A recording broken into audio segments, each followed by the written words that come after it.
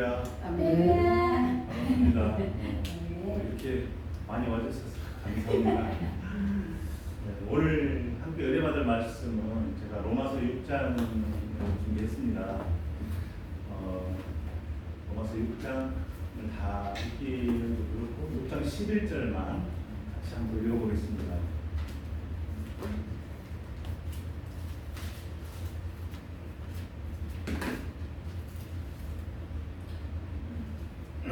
로마서 6장 11절 읽겠습니다. 이와 같이 너희도 너희 자신을 죄에 대하여는 죽은 자요 그리스도 예수 안에서 하나님께 대하여는 살아있는 자로 여길지어다. 아멘. 저는 로마서를 본문으로 정하고 두 가지를 느꼈습니다. 너무 어렵다. 그렇지만 너무 재밌었습니다. 저는 공대에서 전기 전자공학을 공부했습니다. 그런데 전기공학은 처음부터 끝까지 수학이어서 이보다 더 어려운 공부가 있을까 이렇게 생각을 했는데요. 로마서는 그보다 몇 배 더 어려운 것 같았습니다. 사실입니다. 말씀을 이해하는 것도 어려웠지만 그 말씀이 가슴으로 느껴지고 그 말씀이 나의 삶에 적용하는 것은 정말 더더욱 어려웠습니다. 수학은 아무리 어려워도 답이 정해져 있습니다. 그런데 성경은 그렇지 않습니다. 그 답은 내가 정해야 하는 것이었습니다. 같은 본문을 가지고 여러 목사님의 설교를 들어보면 아시겠지만 다 방향이 다르다는 것을 느낄 수 있을 것입니다. 오늘 로마서 6장의 말씀이 머리로 이해되어지고 가슴으로 느껴지고 그 말씀이 나의 삶에 반드시 적용되기를 원합니다. 오늘 말씀의 제목은 제가 좀 오버해서 정했습니다. 믿음의 끝은 이라고 정하였습니다. 오랫동안 신앙생활을 하면서 도대체 믿음이 어디까지 자라야 하는지, 어디까지 믿어야 하는지, 온전한 믿음이란 무엇인지 이런 생각을 많이 해보셨을 것입니다. 이런 질문들을 생각하면서 오늘 말씀을 풀어갔으면 좋겠습니다. 어떤 성도가 구원에 확신이 있고 매주일 예배에 잘 참석하고 헌금 생활도 잘하고 가끔 어려운 이웃도 도와주고 성경도 열심히 읽고 집사나 장로, 권사의 직분도 가지고 있습니다. 사실 이 정도면 믿음이 된 거 아닌가요? 이 정도면 어떤 믿음의 정상에 올랐다고 볼 수 있지 않겠습니까? 그런데 성경을 보면 그게 다가 아니라는 것을 알 수 있습니다. 로마서 6장 22절에는 이렇게 말씀하고 있습니다. 너희가 죄로부터 해방되고 하나님의 종으로 거룩함에 이르러야 그 마지막이 영생이라고 말씀하셨습니다. 거룩함에 이르는 열매 맺는 삶의 결과가 영생이라는 겁니다. 집사, 장로, 권사, 목사가 되어도 거룩함에 이르는 열매 맺는 삶이 없으면 영생이 없다는 거 아니겠습니까? 잠시 제 얘기를 좀 하겠습니다. 저는 하나님을 잘 몰랐던 20대, 30대에 목사가 되고 싶었습니다. 고등학교 때부터 교회는 다녔지만 하나님을 잘 몰랐습니다. 교회에 다닌다고 하나님을 잘 아는 건 아닙니다. 교회에 다녀도 하나님을 모르는 사람이 많이 있습니다. 이유는 성경을 안 보기 때문이라고 저는 생각합니다. 제가 목사가 되고 싶었던 이유는 목사는 거룩한 사람이라고 생각했기 때문에 저도 거룩한 사람이 되고 싶었습니다. 특히 그 천주교의 신부님은 정말 거룩해 보이지 않습니까? 그 신부님이 입는 옷을 로만 칼라라고 하죠. 그 옷이 저는 정말 부러웠습니다. 그 옷이 입고 싶었습니다. 요즘은 목사님들도 그 옷을 없죠. 그래서 저는 한때 신부님이 되고 싶어서 천주교로 가서 한 1년을 성당에 다닌 적이 있었습니다. 거기서 영세도 받고 했는데 제가 이제 오랫동안 혼자 이렇게 어머님이 이제 49세에 돌아가셨는데 혼자 생활을 하다 보니까 결혼을 하지 않고는 도저히 못 살겠더라고요. 그래서 저는 그냥 포기하고 다시 개신교로 돌아왔습니다. 지금 생각해보니 저는 평생 거룩한 사람이 되기를 소망했던 것 같습니다. 늦은 나이 58세에 제가 신학대학원에 입학한 것은 저의 꿈이 이루어지는 순간이었습니다. 첫째는 복음을 전하는 목회자가 되는 꿈이고, 둘째는 거룩한 사람이 되는 꿈이었습니다. 신학대학원에 들어왔으니 저는 이제 거룩한 사람이 되었다고 생각했습니다. 짜증도 안 내고 화도 안 내고 누가 나에게 어떤 말을 해도 참을 수 있고 절대 죄짓지 않고 오직 하나님만 바라보고 거룩하게 살아갈 거라고 생각했습니다. 그런데 지금까지 저의 삶은 신학대학원 입학 전이나 입학 후나 큰 차이가 없이 살아온 것 같았습니다. 신학대학원을 입학했다고 해서 거룩해지는 건 아니었습니다. 집사나 장로가 된다고 해서 거룩해지는 게 아니고, 또한 전도사나 목사가 된다고 해서 어떤 시험에 통과하듯이 반드시 거룩해지는 건 아니었습니다. 오늘 본문에서는 이렇게 말씀하고 있습니다. 이와 같이 너희도 너희 자신을 죄에 대하여는 죽은 자요. 성경에서는 이 죄에 대하여 사함을 받을 뿐만 아니라 죄에 대해서 죽었다고 말합니다. 이 죽었다는 것은 거룩함에 이르는 전 단계라고 볼 수 있습니다. 죽었다는 것은 무슨 의미일까요? 죄를 지을 수 없다는 거 아니겠습니까? 죽은 사람이 어떻게 죄를 짓겠습니까? 내가 죽었다면 성질, 혈기, 분노, 음란한 마음, 욕심, 이기적인 마음, 이것들이 다 없어지고 오직 예수님만 바라보고 예수님만 사랑하고 살아야 하지 않겠습니까? 그런데 실제 우리의 모습은 어떻습니까? 내가 죽었다고 생각하십니까? 성도들 중에서 내가 죽었다고 자신 있게 말할 수 있는 성도가 많지 않을 것입니다. 저는 이게 믿음의 가장 큰 문제점이라고 볼 수 있겠습니다. 속죄함을 받았다는 것에 대해서는 분명한데 내가 죽었다는 믿음은 너무나 희미한 거죠. 우리가 세상 사람들과 그렇게 다르지 않는 것이 바로 이런 점입니다. 오래전에 어느 선교단체에서 조사한 자료인데요. 한국 대학생의 의식 생활이라는 조사를 통해서 예수 믿는 젊은이와 예수 안 믿는 젊은이들의 의식이 어떻게 다른가 조사를 했다고 합니다. 그런데 설문조사에서 내리는 결론이 믿는 사람과 믿지 않는 사람을 비교를 해보니 모든 항목에서 차이점을 찾아볼 수가 없었다. 이런 결론이 나왔습니다. 차이가 몇 군데 있긴 한데요. 그게 술, 담배 안 하는 것, 또 제사 안 지내는 것. 이게 뭘 의미할까요?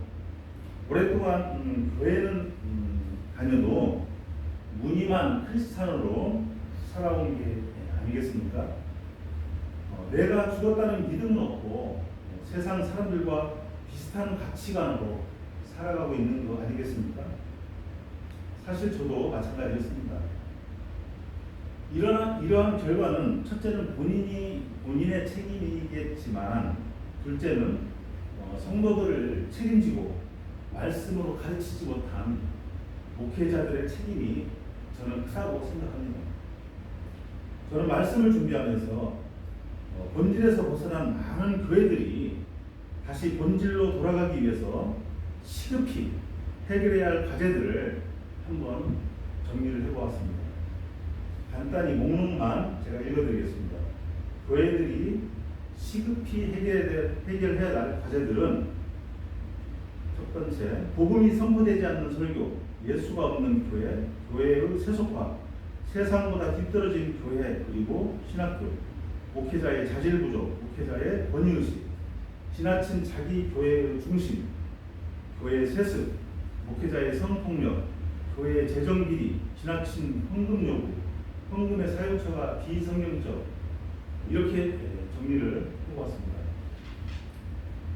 다시 본론으로 들어가서 우리가 세상 사람들과 그렇게 다르지 않는 이유가 무엇인지, 나는 예수와 함께 십자가에 죽었다고 자신 있게 말할 수 없는 이유가 무엇인지, 이 문제에 대해서 말씀을 통해서 함께 고민해 보고자 합니다. 성경에서는 나는 확실히 죄에 대해서 예수와 함께 죽었다고 말씀하십니다. 로마서 6장에는 죽었다는 말이 5번이나 등장하는데요. 정말 우리가 죽었는지 성경을 통해서 한번 확인을 해보고자 합니다. 로마서 6장 2절을 보겠습니다. 그럴 수 없느니라 죄에 대하여 죽은 우리가 어찌 그 가운데 더 살리요. 우리는 죄에 대하여 죽었다고 말씀하셨습니다. 4절을 보겠습니다. 그러므로 우리가 그의 죽으심과 합하여 세례를 받음으로 그와 함께 장사되었나니 이는 아버지의 영광으로 말미암아 그리스도를 죽은 자 가운데서 살리신 것 같이 우리로 또한 새 생명 가운데서 행하게 하려 합니다. 우리는 죽어서 장사까지 다 치렀다고 하셨습니다. 확실한 죽음이죠. 여러분, 침례식은 장례식입니다.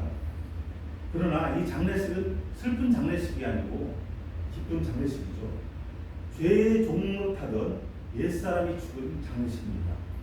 우리가 침례를 받는다는 것은 이미 내가 예수 그리스도와 함께 죽었고 예수님이 부활하심으로 다시 살았음을 뜻하는 예식입니다. 침례는 죽음과 부활의 의미입니다. 우리가 물에 잠길 때 당신은 예수와 함께 죽었고 물에서 다시 나올 때 당신은 예수와 함께 살았음을 의미하는 게 침례입니다. 자, 그럼 또 6절을 보겠습니다. 우리가 알거니와 우리의 옛사람이 예수와 함께 십자가에 못 박힌 것은 죄의 몸이 죽어 다시는 우리가 죄에게 종노릇하지 아니하려 하니, 우리의 옛사람이 예수와 함께 십자가에 못 박혔다고 하셨습니다. 여기서 옛사람이란 죄의 종노릇하던 옛자를 말하죠. 육신의 종노릇하던 옛자입니다. 계속해서 8절을 보겠습니다. 만일 우리가 그리스도와 함께 죽었으면 또한 그와 함께 살 줄을 믿노니, 우리는 그리스도와 함께 죽었다고 여기서도 말씀하십니다. 죄송합니다.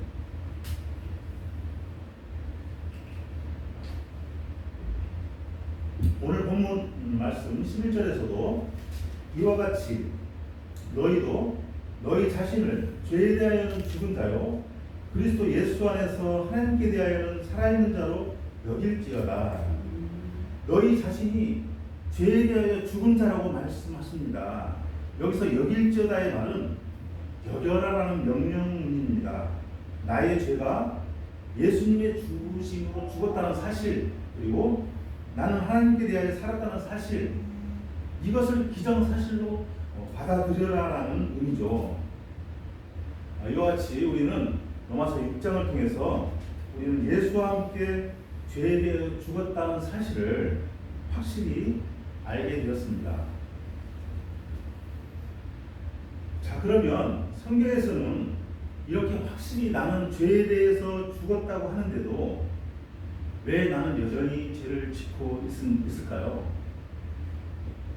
우리가 죄에 대하여 죽은 것은 옛사람, 옛자아가 죽은 것이고 육신은 그대로 살아있기 때문입니다. 또한 우리가 죄에 대하여 죽은 것이지 죄가 죽은 것이 아니기 때문입니다. 죄는 여전히 살아있습니다. 그러기에 로마서 6장에서는 몸, 지체, 육신에 대해서 하지 말라는 경고의 말씀들이 자주 등장하고 있습니다.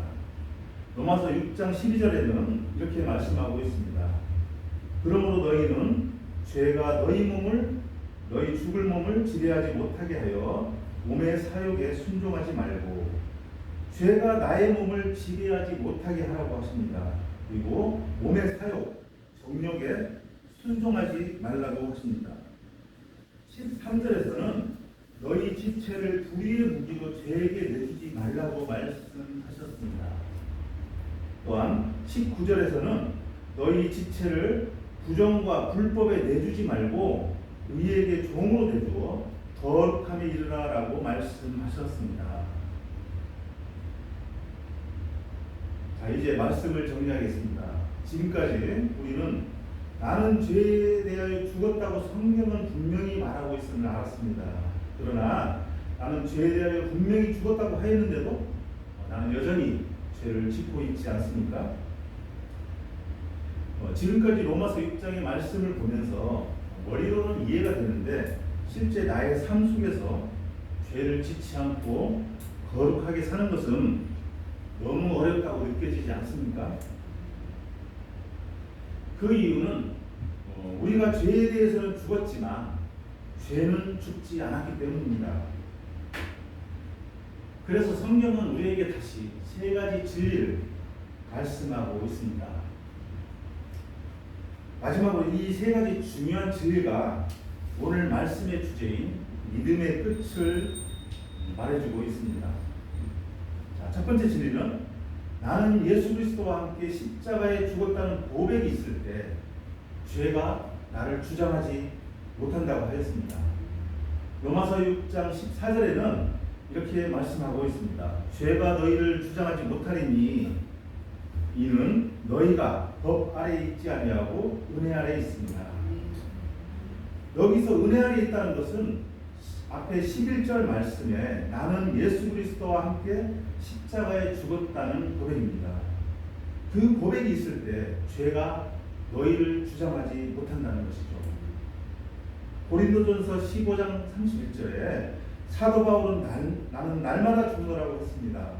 누가복음 9장 23절에 예수님께서는 날마다 자기 십자가를 지라고 하셨습니다. 나는 날마다 죽고 날마다 자기 십자가를 질 때 죄가 나를 주장하지 못합니다. 두 번째 진리는 거룩함에 이르는 열매 맺는 삶의 결과가 영생이라고 말씀하셨습니다. 22절 같이 한번 읽어볼까요? 로마서 6장 22절 그러나 이제는 너희가 죄로부터 해방되고 하나님께 종이 되어 거룩함에 이르는 열매를 맺었으니 그 마지막은 영생이라. 여기서 이 말씀을 네 단계로 쪼개서 봐야 합니다. 첫 번째는 너희가 죄로부터 해방되고, 두 번째 하나님께 종이 되어서, 그 다음에 거룩함에 이르는 열매를 맺었으니 그 마지막이 영생이라. 예수를 믿는 사람은 반드시 이 네 단계를 거쳐야 합니다. 그런데 대부분의 사람들은 안타깝게도 1단계에서 4단계로 바로 건너뜁니다. 이것이 문제입니다. 요한복음 3장 16절에서 말씀하신 죄 사함 받으면 영생을 얻는다는 것만 우리는 알고 있습니다. 그러나 그 중간에 이 두 번째와 세 번째 단계가 생략되었다는 것을 모르고 있는 거죠. 즉, 죄 사함 받고 하나님의 종이 되어서 거룩함의 열매가 있을 때 비로소 영생이 있다는 사실입니다. 즉, 거룩함에 이르는 열매 맺는 삶의 결과가 영생이라는 것이죠. 자, 그러면 거룩함에 이르는 열매 맺는 삶이 무엇인지, 그 결과가 무엇인지 성경의 예를 한번 우리가 찾아보겠습니다. 마태복음 19장 16절에서 21절 말씀인데요.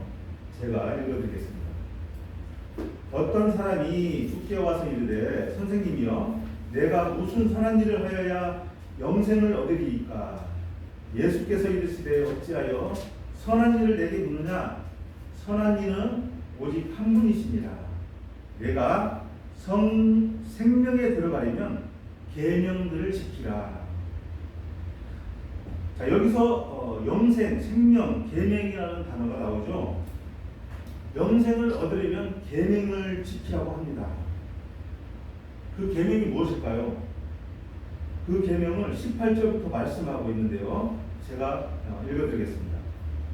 이르되 어느 계명이오니이까 예수께서 이르시되 살인하지 말라, 간음하지 말라, 도둑질하지 말라, 거짓 증언하지 말라, 내 부모를 공경하라, 내 이웃을 내 자신같이 사랑하라 하시는 것입니다. 그 청년이 이르되 이 모든 것을 내가 지켰사온데 아직도 무엇이 부족하나이까 하니까 예수께서 이르시되 내가 온전하고 잘진데 가서 내 소유를 다 가난한 자들에게 주라. 그리하면 하늘에서 보화가 내게 있으리라. 그리고 와서 나를 따르라 하시니. 이 계명들을 지키는 것이 거룩함에 이르는 열매 맺는 삶이라는 것입니다. 자, 그러면 세 번째 진리는 나는 죽고 내 안에 예수 그리스도께서 사신다는 그런 믿음입니다. 예수님이 내 안에 계신다는 사실을 늘 의식하고 살아갈 때 죄는 반드시 멀어집니다. 내 안에 예수님이 계신다는 것을 알고 있다면 어떻게 죄를 지켰습니까? 그러면 예수님이 정말 내 안에 계시는지 성경을 통해서 우리가 꼭 확인해 봐야 되지 않겠습니까? 로마서 8장 10절을 보겠습니다.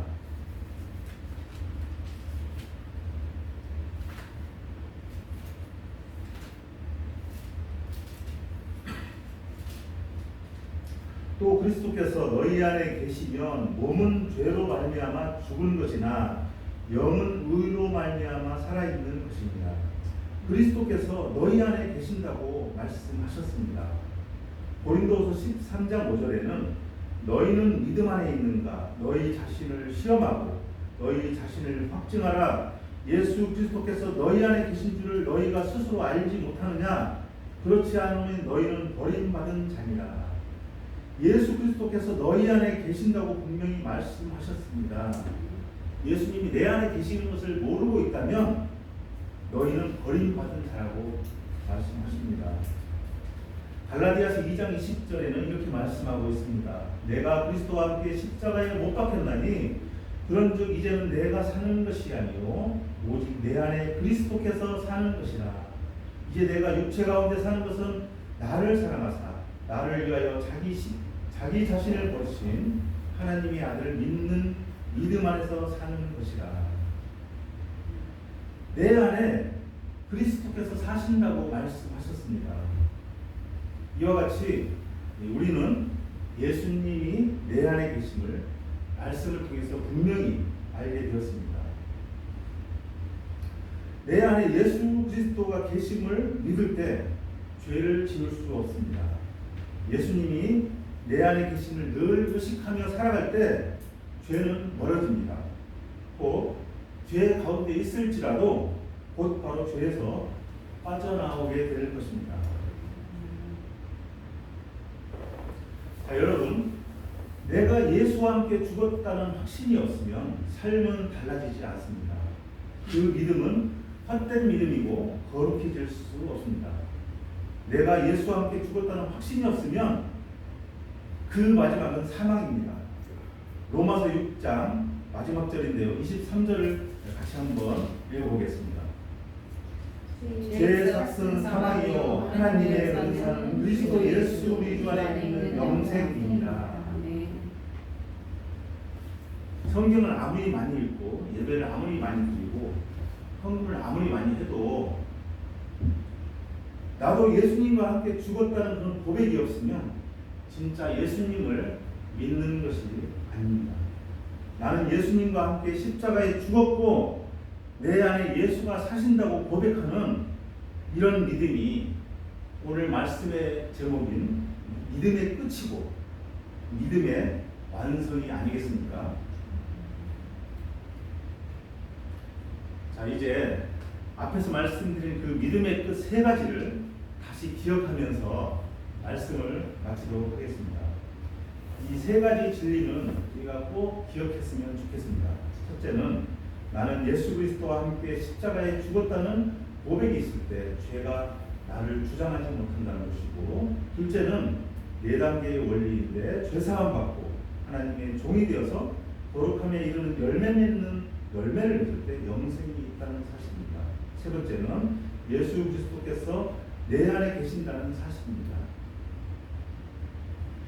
예수 그리스도께서 내 안에 계심을 늘 의식하고 살아감으로 죄에서 완전히 해방되고 거룩함의 열매로 영생을 차지하는 저와 여러분이 되기를 주님의 이름으로 축복합니다. 잠시 기도하겠습니다. 하나님, 오늘 로마서 6장 말씀을 통하여서 은혜 주심을 감사합니다. 나는 예수 그리스도의 죽으심과 함께 나의 죄도 죽었고 나의 자아도 죽었고 내 안에 오직 예수 그리스도께서만 사심을 늘 기억하고 고백하는 삶이 되게 하여 주시옵소서. 그리하여 의의 종으로 거룩함에 열매 맺고 영생을 얻게 하여 주시옵소서. 감사드리며 우리 주 예수님의 이름으로 기도드립니다. 아멘.